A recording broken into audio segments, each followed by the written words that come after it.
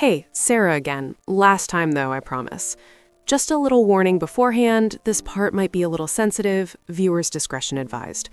So, where have we left off?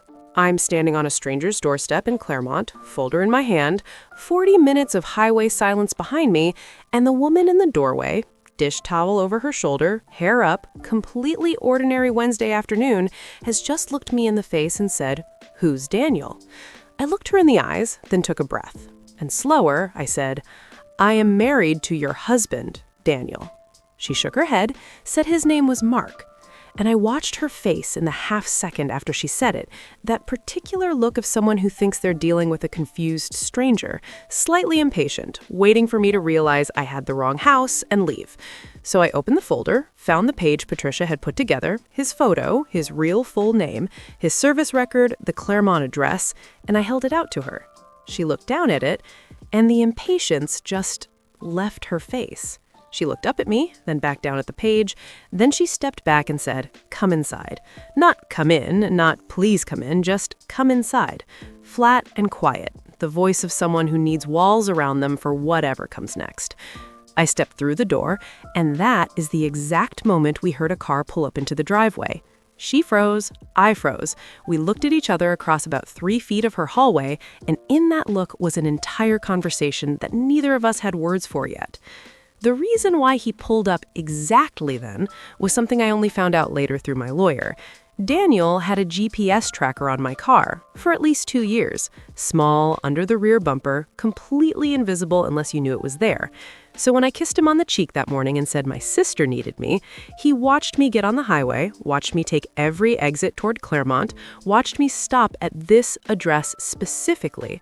He had the entire 40-minute drive to think about what he was walking into, and he came anyway.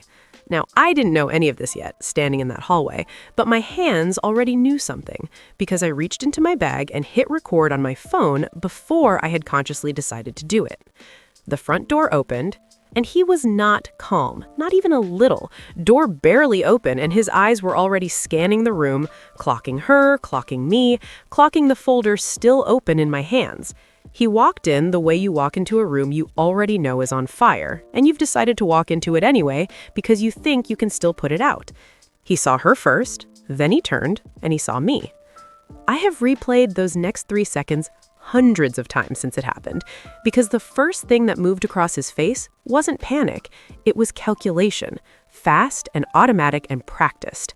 How much do they know? How long have they been talking? What can still be managed here? Then he looked at my face specifically and figured out that the answer to all 3 wasn't good for him. That's when the panic came. He said my name, just my name, like a question, like I was the one standing somewhere I shouldn't be. The other woman, still frozen at the end of her own hallway, said, "Mark, who is she?" He looked at her, then back at me. I held up the folder. I'm not going to walk through everything that happened word for word because some of it isn't mine to share, but I will tell you that he tried. He really tried. He tried to explain, to reframe, to find some combination of words that could make 2 women standing in the same hallway add up to something survivable for him. But none of it worked. I had a folder, a recording running in my pocket, and about 6 months of very quietly held rage that had finally found somewhere to go. I didn't yell, I didn't cry, I just went through it. Date by date, gap by gap. Every window where he was supposed to be deployed and wasn't. I watched him run out of things to say, and I kept going anyway.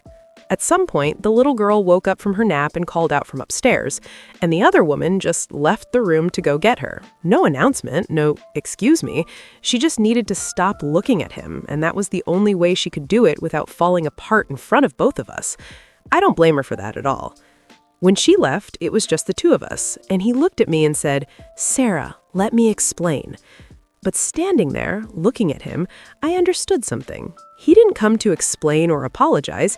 He came because even then, even with both of us in the same house, he thought there was still a version of this he could talk his way out of, something left to salvage if he just found the right words. I closed the folder and walked out the front door without looking at him again. I cried for the length of one red light on the way home. One.